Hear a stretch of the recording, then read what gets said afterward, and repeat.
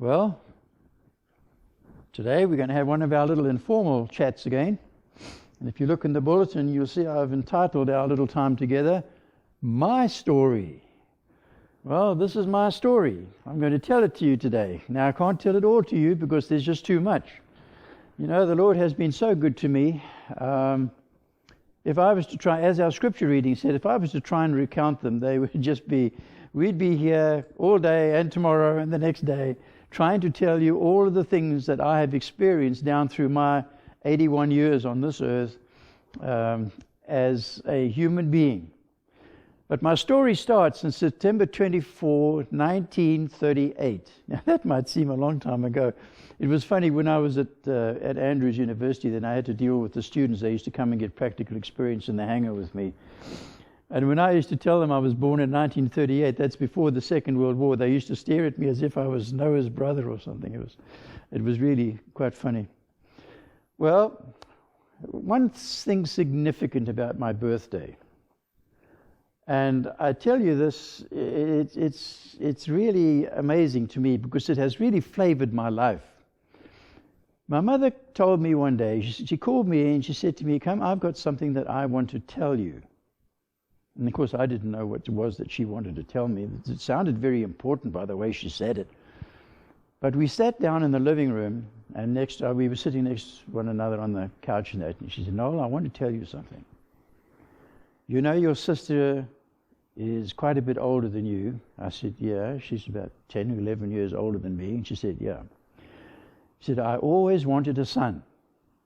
And we weren't having any more children. We had Joan, that was my sister, and we weren't having any more children. And I always wanted a son."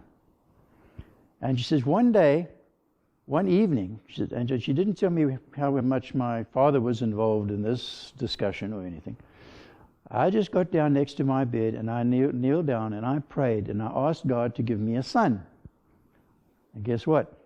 9 months later, you came along. Now that has had a profound effect upon me for my whole life, because there are some people in the Bible who had similar experiences to that, who came into this world through similar circumstances. So John the Baptist being one of them, and so on. So anyway, that was just something that really flavored my life from that moment on. Now I want to go fast forward in my life a little bit, and I want to tell you, when I'm in my late teens and around 20, 21, 22, I was very, very heavily involved in motorsports. And I'm going to relate to you one incident, one event that I was involved in that really taught me many lessons. So I don't want you to think that I'm just telling you a story about something that I did. There were lessons in this thing that I went in for. It was a rally. I was very into motor rallying. And I had somebody that used to come with me as my navigator, but at this particular time they were not available, and I wanted to go into the Natal 200. It was one of the bigger rallies in the country, and there were about 5 big ones, and there were a lot of little ones that I used to go, local ones that I used to go into as well. But the Natal 200 was one it was near my home, and I really wanted to go into it, but now I never had a navigator. But the funny thing was, I wanted to go into it so badly that I went along there the day of the rally. It was in the morning, and they had the table set out there at the starting place, and there were 2 people sitting there, and they were taking the registrations of all those who were going to enter into the competition. And I didn't have a navigator. And there were 2 or 3 guys were up there in front of me, and they were filling out the paperwork, and there were always 2 and 2. There were the driver and the navigators, and they were there. Well, when they were finished, it was my turn, and I walked up to the table. Now, I didn't have a navigator. So I walked up to the table, and I said I wanted to be entering, and I filled out the form and paid my entry fee and everything. And the guy said to me, "Well, who's your navigator?" And I said, "Well, up until this point of time," I said, "I actually don't have one. But I really want to go into the rally," which would mean if I didn't have a navigator, I was going to have a drive and do the navigation as well, which is, in a big rally like that, it's virtually impossible, very impractical. But there was a guy standing at the end of the table there, and he immediately came and stood next to me, and he said, "If you don't have a navigator, I'll come with you and navigate for you." Now, I had never seen this guy before. I did not know who he was. So I said, hey, I didn't have a navigator. What else could happen? Here's a person that's just been handed to me on a plate. So I said, well, sure. So we put his name down on my form there. Peter, his name was, and he was going to be my navigator. So we walked away. And then he told me who he was. And I did not know who he was, but I knew who he had been navigating for, because the driver that he had always been navigating for was one of the top rally drivers in the country. And I asked him, I said, well, I don't remember what his name was. I remember this guy's name was Peter. I said, well, where's your driver? So he said, well, he's not able to, and he did tell me the reasons, but this was back in the 1960s, and that's 59 or something, so I don't remember what the reason was. But anyway, that his regular driver couldn't drive. So I said, well, aren't I lucky? I said, yeah, I got one of the best navigators. Well, I don't know about that, but we were just going to go and have fun. I said, okay, that's fine. And he had the packet there, and in the packet were all the maps and all the directions and the times and all that stuff that the navigator needed. Then I realized that he had in his hand, it's like a clipboard, but it's specially made for rallying, for navigating. It has a thing where your stopwatch is mounted on there and your maps are all there and everything, and it's all. And I realized that, hey, this guy's got all the stuff. He knows what he's doing. So anyway, we got in the car and off we went. Now the lesson that I learned about that. Now remember, this was before I was a Christian, before I had any, real roots in Christianity. I had not been baptized into the church or anything.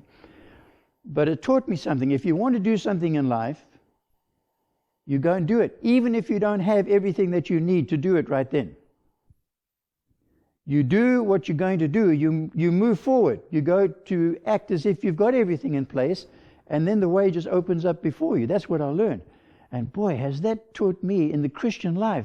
Because now we have God is looking down there, and when God is impressing you to go and do something, and you go ahead and you do it, even though you don't have all the resources, you may not have the money, there's lots of things that you may not have. But if you go forward in faith, then God opens the way before you and gives you the necessary things that you need. This is not, that particular incident was not based upon anything Christian or religious or anything. It was just something that in life I learned. That if you want to do something and you don't even have everything, you go right ahead. I had paid the entrance fee, I'd filled out the form and everything, but there was no navigator. And there was one standing right there. Not only was he a navigator, but he was one of the top in the country. I couldn't have asked for anything better. Anyway, we ended up, so off we go. We got to the starting line, and we were all lined up in the order that they had told us to line up in. And we came up to the starting line, and the guy standing there with his little green flag, and the time came for us to go, and he motioned us off, and so we started off. And immediately Peter, he started with his stopwatch. As soon as we started to move, he punched the stopwatch, and off we went. And he told me what speed I had to go. Now in rallying, it's not a race. You're not going as fast as you can to beat somebody else or anything like that. A rally is you have to keep at specific speeds. And sometimes the ground over which you are traveling is very, very difficult to maintain the speed that they are telling you. The speeds may not be high. It may only be 45 miles an hour. But to keep 45 miles an hour over grass, over a field, can be very difficult and challenging. And when you're going over dry river beds, and it's just the stuff that they take you over is sometimes, it's off-road and it's in a regular car. So anyway, he gave me the speeds, and off we go. And then you have checkpoints. And at each checkpoint, you have to go to that checkpoint at a specific time. Based on where you started, you have a specific time that you have to go through that checkpoint. And the navigator keeps track of your time in relationship to your speed. And now, to compound it, in between the checkpoints, they have secret checkpoints that you can't even see. They're hiding up in the trees somewhere, and you don't even see them, so you don't know where they are.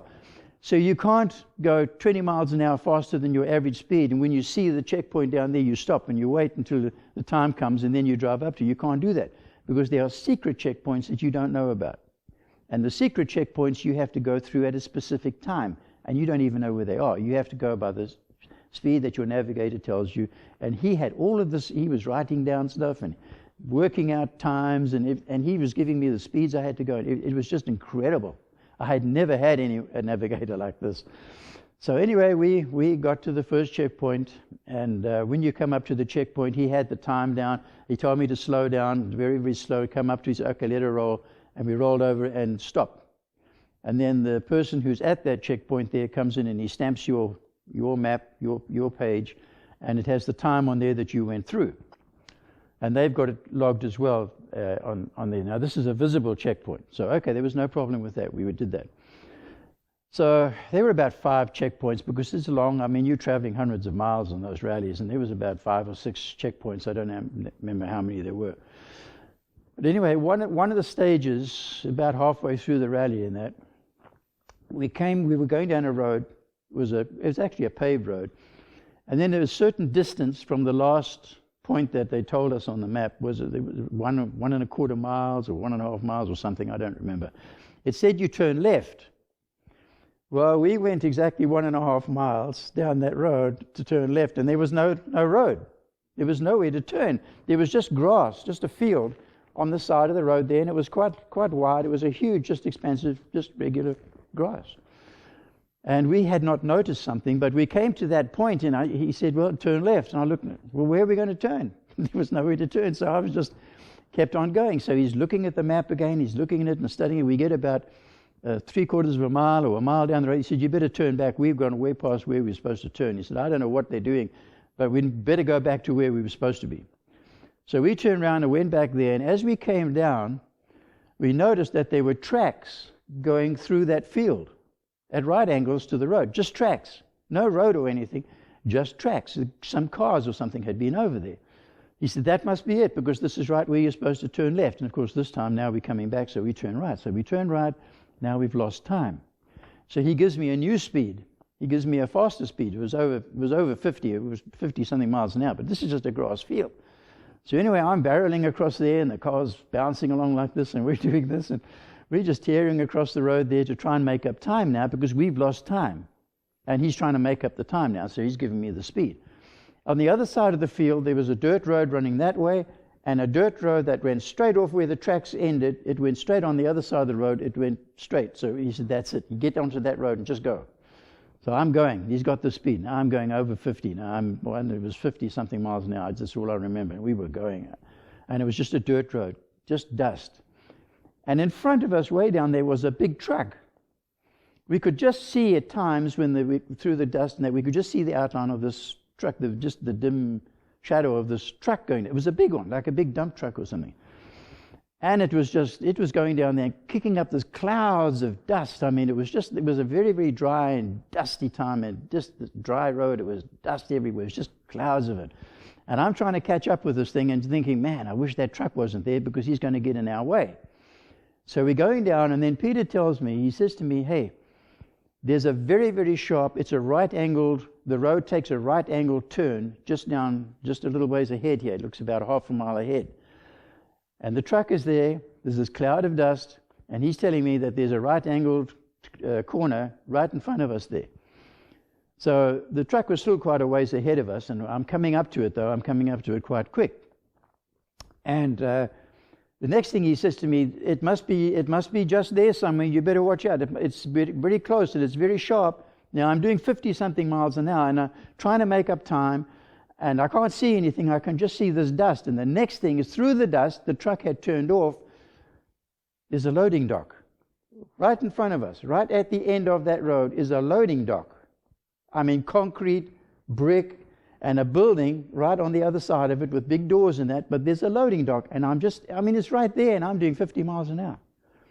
I thought, there's no way I'm going to stop. But I swung the wheel over, got the car sideways, sliding down the road. We went down the road sideways like that, just kicking up clouds and clouds and clouds of dust, and clods were falling all over the car and that. And eventually the car came, and I was waiting for the bang. I was just waiting for us to hit it. But then the car stopped. And I remember Peter looking down, and he said, about 2 feet, go. I was sitting there kind of like dazed. I mean, I was in a state of shock, because I was waiting for the bang. I was just waiting for us to hit it, and it didn't happen. And then I'm just sitting, and there were clods falling on us, and there was sand swirling around in the air all over us and like that. And I was just sitting. I wasn't doing anything. And I remember him go with his hand. He just went, go. I just put my foot to it, and off we went down the road this way. So we took that right angle turn. I mean, I had put the car in the right position. We were now facing that way, the right way, and off we went. The lesson I learned from that was that in life, sometimes you're going along and you're trying, you're living and you're doing things and you're overcoming obstacles and things like that, and then all of a sudden something happens. And it seems that your life is all turned upside down, and it's things are going crazy in that. And you tend to want to stop and just, get yourself together in that. That's not the time to just stop. You just keep on going. You must go. Because you see, the thing is this, there is an end in sight. And that's what you have to remember, like in rallying, when something like that comes. There's an end in sight. There's a speed that you have to maintain, an average speed that you have to keep up. So you can't stop and sit there and think about what's just happened. You just got to go. And that's what I can never forget it. He just said, he just went, go! And off we went. So we stopped about 2 feet from that thing. It was just absolutely amazing how that car, the sand must have just piled up, and it's lucky it didn't flip the car. But anyway, and so I just put foot to it again, and off we went. So anyway, we went, then there was another little incident, but was minor. But anyway, he just gave me the speeds and told me, and we just sailed through the next checkpoint. We actually got there right on time because we had made up the time. Now, I don't know why about the secret checkpoints, but those you can do nothing about. But that next checkpoint we got right on time, and so it was when we went down through the rest of the rally. What is very, very interesting, when we finally came into to the place where it ended, I still remember it. There was a restaurant there, and they had a big parking lot, and they had grounds with chairs and tables and everything out in that. It was a beautiful place. And I had never been there before, because it was out in the country, of course. And as we came up to it, he told me to slow down, and we came right up to the line, and he said, let her roll, and we rolled over and stopped. And the guy took our thing and stamped our what's name. Then you hand it in afterwards. And we did that, and then there was some other the contestants had already arrived there, and they were just sitting around chatting, so we went and joined them, and we were sitting talking. It was hours before all of the contestants had come in, and before all of the checkpoints people had come in. It was late at night before we left there. But we had like this party afterwards, and then they said who had won in that. And we came third. I mean, this is a national rally. And here, we came third. But it was because of the navigator. And but it was a big lesson to me, because later on when I became a Christian, I realized that my success at the end of life is not going to be dependent upon me. It's going to be dependent upon my navigator. And who's my navigator? Jesus. You can't have a better. I mean, he knows every corner. He knows everything, and he can tell you exactly where to go and how fast to go and what to do and where to turn. And he's got it all figured out. And he just tells you, and if you just follow him, you will come out at the end of it and you will be successful. No, we didn't win it, but I mean, third is not, out of about 40 cars, I mean, third is not to be sneezed at. Because Peter was a really good navigator. He knew his ropes. He knew exactly how to do what he was supposed to do. And he had given me all the right directions. Even when we missed the turn, he still knew exactly how to do it, what speeds to give me. And our times have actually missed times. It must have been between the secret checkpoints or somewhere or other. It was only less than 10 minutes, I mean, that we were out.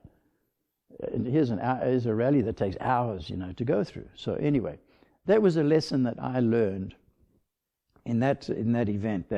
And these were remember, this was before I actually became a Christian. But afterwards, when I became a Christian, those things meant so much more to me. I mean, it was just incredible. Anyway, then I was working for a company down in Durban, in South Africa. That's where I was born and brought up. And it was a shipping company, and there were 3 other young guys that worked there. And at lunchtimes, we used to walk down to the beach, to Addington Beach in Durban. There's a big hospital there, and there's a wall that you can sit on, and then there's the beach that goes down to the ocean. And we used to go there and sit and just watch things, and just for lunch, eat our sandwiches or whatever it was. And we often used to get to talk. The one fellow in particular was very interested in Eastern religions, and things like that, those kind of Eastern religions and philosophy, and his name was Tony Momsen, and he used to tell us all these stories and things like that. Eventually he actually went over to the Far East somewhere and joined one of these gurus and spent a year there with learning. He used to wear an orange robe when he came back, and he had a little thing on his head, and he used to walk around town begging, and anyway, that's how he ended up. But the four of us used to sit on this wall, and we used to just talk about this. And one day there was a Land Rover. A Land Rover is the British equivalent to a Jeep. And it was going up and down the beach like this, and the guy was skidding it around on the beach sand. It's they four-wheel drive, and they've got big wheels. And he was skidding it around the corners like this, and then racing down the other way like that, and then skidding around like that and coming down. There was just some guys in it from a company up in just not very far from the beach there. And Tony Momsen turned around and said, you watch, the next time he goes down there, he's going to turn that thing over. We all laughed at him. We just thought, it's just being funny.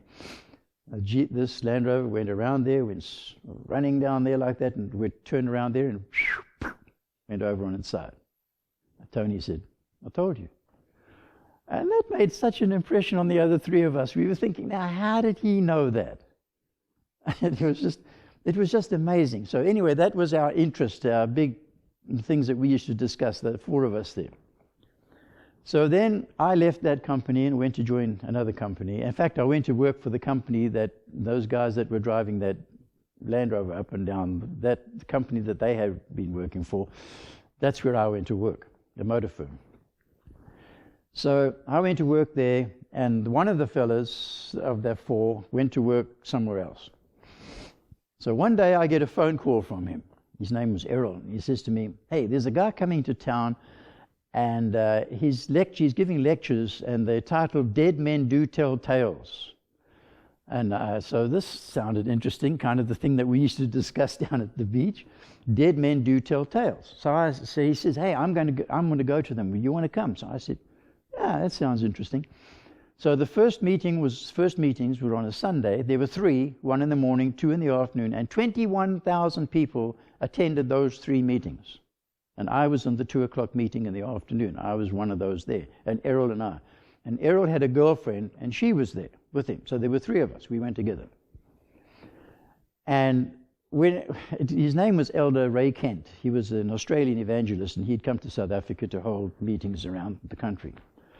And these were the ones he was holding in Durban. And when he started out, he was preaching from the Bible, and he was just substantiating the Bible. From the archaeological finds like the pyramids and the gold, and showing how everything that was in the Bible was true, because it had been proved and it had been found. And the prophecies concerning Tyre and Babylon and all of that, and Daniel 2, and it was just, and I'm looking at this, and now I am just absolutely, wow, this is amazing. This is incredible. Now let me go just a couple of months before that.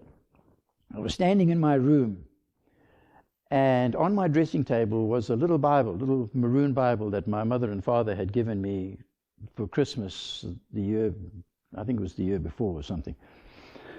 And I had picked the Bible up, and I opened it, and I was looking at it, and I was saying, I wish there was somebody who could show me what this Bible is all about, what this book is all about. And I was trying to read it, but it didn't make any sense to me. It looked all foreign, and I had not a clue what it was about. But I repeated that twice. I did not know I was praying, but I repeated that twice. I wish there was somebody that could show me what this Bible is all about.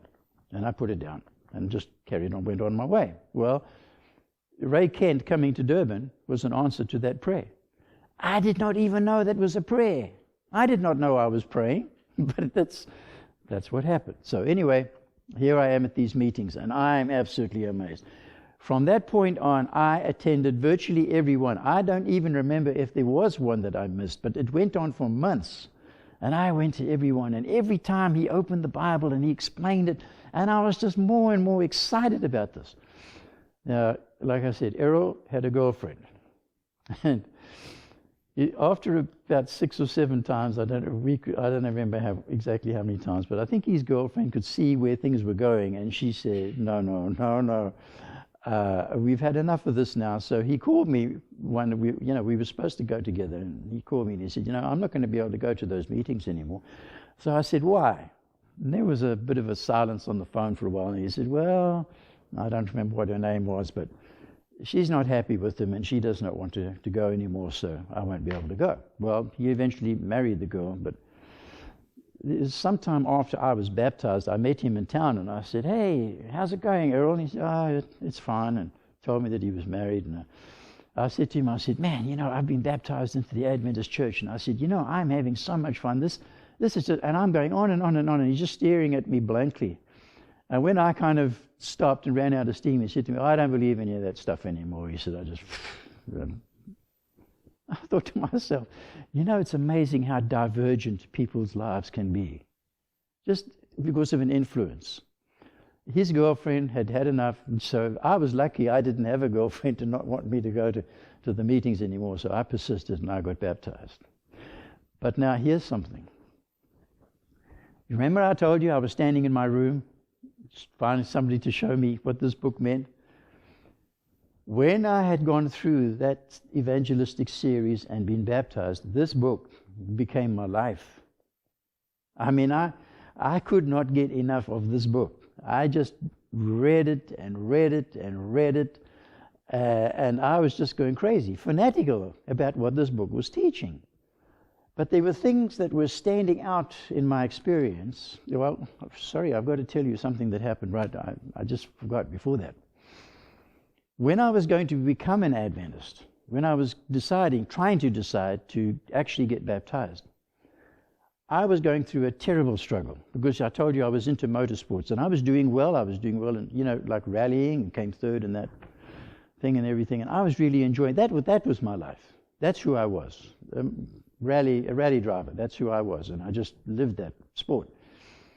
So when now I'd gone through all of this series and I was having this conflict, if I was going to get baptized into the church, all of my life that I lived for was going to have to just go out the window. It's going to have to be a radical change, a complete change. And I knew that. And the struggle in my life was just turmoil. My whole life was in turmoil, inside and out. And I just didn't know, I just could not see any way into the future. I could not see. And I couldn't make a decision as to which way I was going to go. So I stayed at home one day. I called into work and there was nobody in the house. And I walked up and down the hallway, up and down, trying to, how can I resolve the thing? And something said to me over and over again, call Elder Kent. He was still in town. I mean, he was still there. Call Elder Kent. And 4 times I went to the phone and dialed his number except for the last one. Those days we had the phone, those that used to go like that. And I'd go to the last one. And then I would stop and I'd start walking up and down again. The Lord said something funny to me. 4 times I did that with this struggle going on in my mind. 4 times I did that. And after the 4th time, you know what the Lord said to me? I mean, I was contemplating suicide. I was contemplating the easiest way out is just to kill yourself, do away with yourself, and then you don't have to worry about this anymore. Everything is just going to be okay because you'll be dead. And the Lord said a strange thing to me. After the 4th time, I had tried to dial, and I couldn't get myself to dial that last number. He said to me, I'll tell you what. This is the Lord speaking to me now. He said to me, I'll tell you what. Call Elder Kent and go and see him, talk to him. If he can help you, fine. If he can't help you, then you can kill yourself. That's what the Lord said to me. Call Elder Kent, and if he can help you, then your problem will be solved. But if he can't, well, then you can kill yourself, because then there's nothing else to live for. So I called him on the basis of what I had just heard in my head. So I called him and got his wife, and I told her, I said, I've got to talk to Elder Kent, and I need to talk to him as soon as we possibly can. So she got him on the phone. And he said, meet me tomorrow morning at 10 o'clock at the Keats Avenue Church in Durban. So I did. I met him there. And we went into the little room at the back there, the little vestry, I think we used to call it. And I sat down, and he sat in front of me there like that. And I was just sobbing, and the tears were just flowing. And I was just trying to explain to him the struggle and the turmoil that I was having in my mind to make up this because of this decision. So he said to me, just wait for a minute.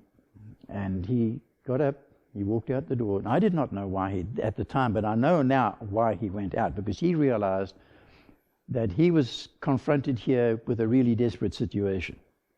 And he wanted to pray to how to handle it. I know that because I know he was a man of a man of prayer.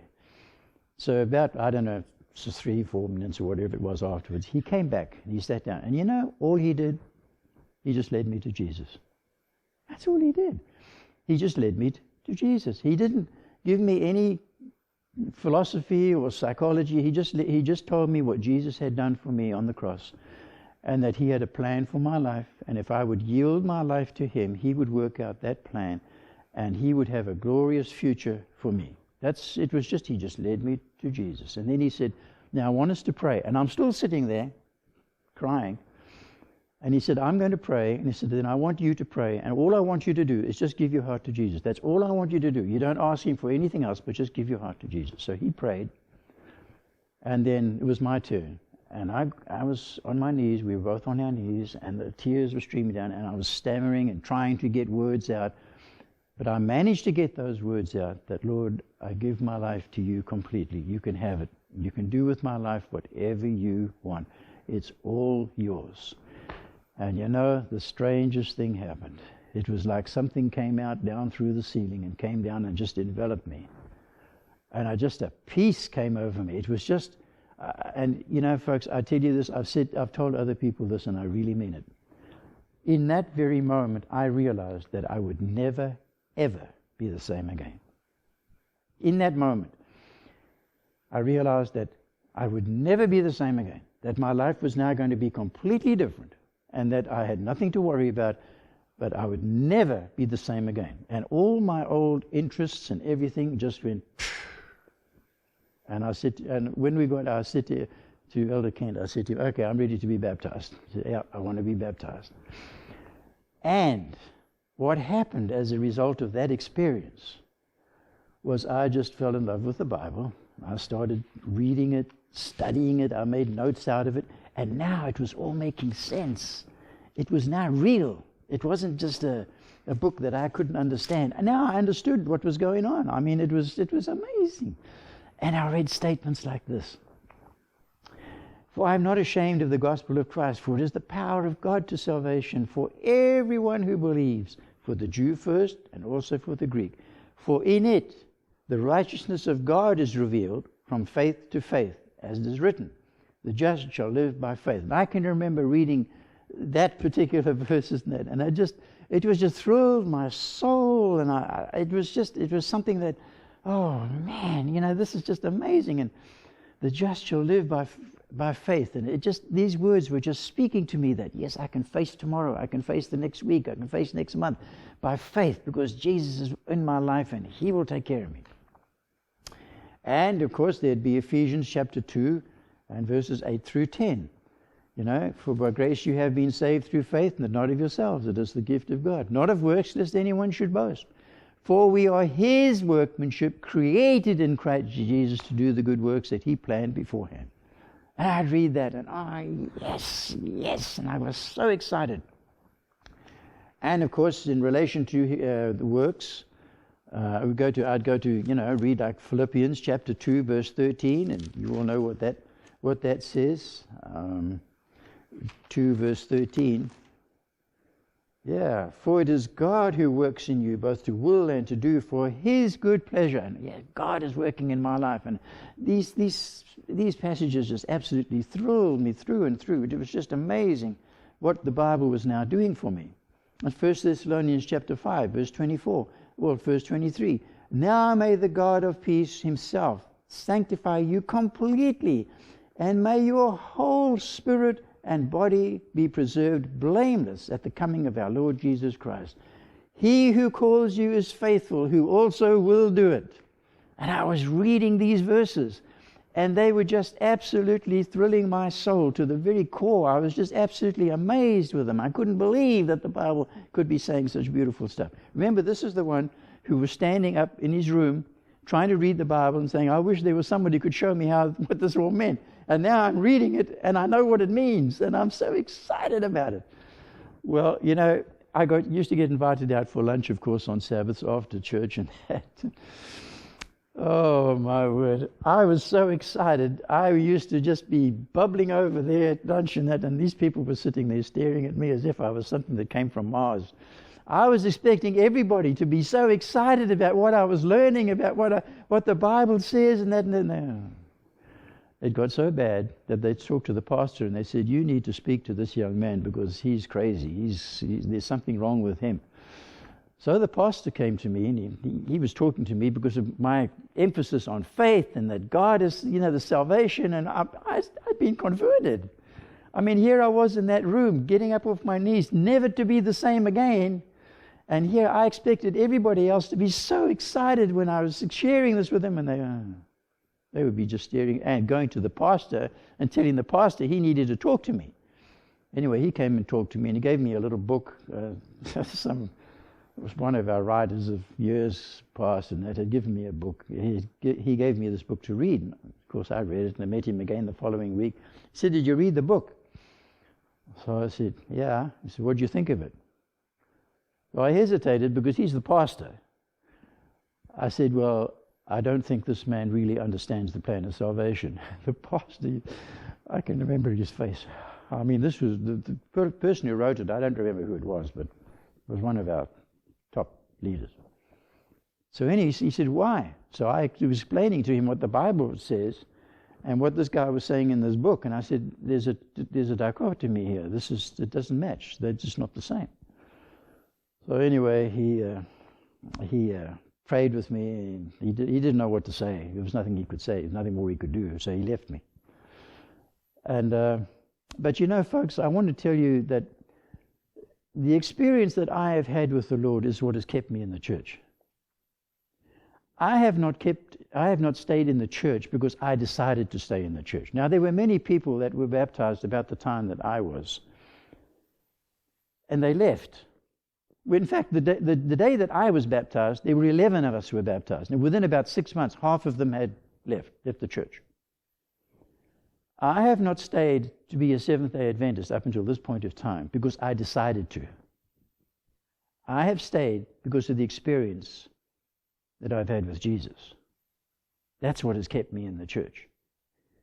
We always talk about this choice and choice and choice. Well, remember, it is God who works in you both to will. Isn't that a choice? If you surrender your will to Christ, the choices are automatic. And you don't even have to struggle to make the choices because it's automatic. This is who you were. This is now who you are. I was a rally driver. Working, I had a day job as well. But that was my life. That's who I was. If anybody would say, who's Noel Wilson? Well, he's a rally driver. He's the guy that goes in for the rallies and that. And he works at, whatever company he was working at. That's who I was. But that day, when I got up off my knees, I was a different person. I was the person that this book is all about. I was the person that this book changes. The truths in this book changes you from being one thing to become something else. And when you become something else, you're not the same person. You're a different person altogether. And the strange thing is that I have found over the years, I can never go back to what I was. Never. I could never go back to being who I was before that day when I was converted. There is something there that is so foreign to me now, that is so different that I just don't want it. I'm in the church because Jesus changed my life, and I'm here to stay until He comes. That's my story. Father in heaven, we want to thank You for Your great salvation.